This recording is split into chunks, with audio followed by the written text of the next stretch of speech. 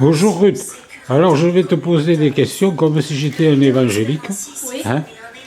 Pourquoi faut-il manger cachère? L'apôtre Paul il dit qu'on peut manger de tout, c'est pas normal, tu interprètes mal la Bible là. Hein. Il n'y a pas d'interprétation à avoir. Dans la Bible, dans le Lévitique, chapitre 11, c'est très clair. Non, mais ça c'est l'ancienne alliance. L'apôtre Paul il dit qu'on n'est plus sous la loi et qu'on peut manger de tout. Il y a les versets de l'apôtre Paul qui sont très très mal compris. Eh bien alors explique-moi parce que je comprends pas. Alors, Là, hein. j'ai des Il dit Paul qu'on études. peut manger de tout. Alors moi je suis prêt à manger de tout. N'importe quoi qu'il y a dans la nature, je vais le manger.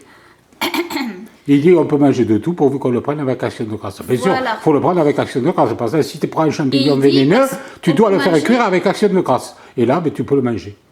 Parce que c'est Paul qui le dit. Il parle de ce qui a été sanctifié par la parole, quand il parle de ça.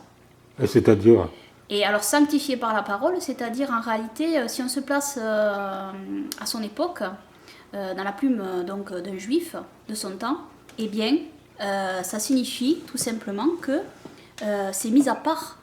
C'est-à-dire, ce sont des aliments qui ont été mis à part par la parole. Et la parole à cette époque-là, c'était essentiellement la Torah.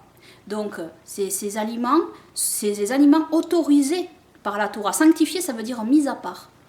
mais ça, quand Pierre il a vu les gens qui sont venus là, hein, et qu'il a vu la nappe, et le Seigneur il lui a dit tue et mange. Oui. Pourquoi il n'a pas tué Alors, ses invités et il les a ça, pas mangés? moi, j'explique aussi ça.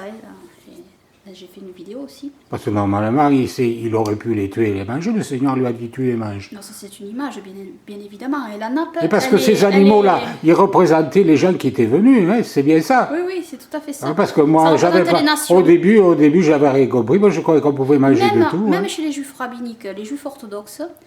Voilà, je fais dans la fais l'évangélique et Oui, oui. encore que les gens comprennent que je sois sérieux.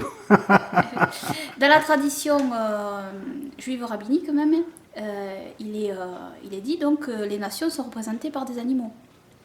Donc en fait, bien comprendre que ces animaux qui sont dans la nappe représentent des nations. Et, Bon, donc il aurait dû manger les nations, quoi. et donc la nappe elle est descendue 3 fois. Donc ça voulait dire qu'il y avait 3 hommes qui sont venus après. Et Tout ça, voilà. ce sont des symboles. Et bien évidemment, il n'est pas allé manger du porc, du chien, du serpent après, évidemment. Ça c'est clair. Ben, il aurait dû, non? Et d'ailleurs, il explique très bien la vision. Après, il explique et il lie sa vision, bien sûr, au fait que les Et oui, parce qu'il se demandait ce que ça voulait dire. Il se demandait ce que ça Oui, voulait lui-même dire. se demandait ce que ça voulait dire. Donc, il comme avait il se- compris qu'il fallait pas qu'il aille tuer Oui, un il se disait, serpent. le Seigneur me dit de manger du porc et des animaux impurs.